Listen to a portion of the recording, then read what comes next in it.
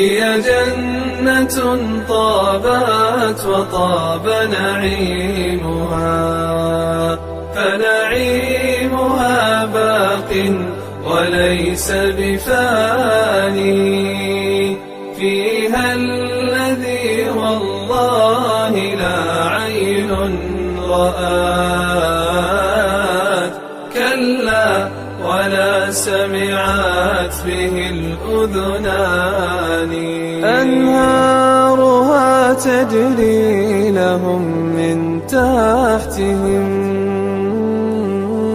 محفوفة بالنخل والرمان، غرفاتها من لؤلؤ وزبرجد،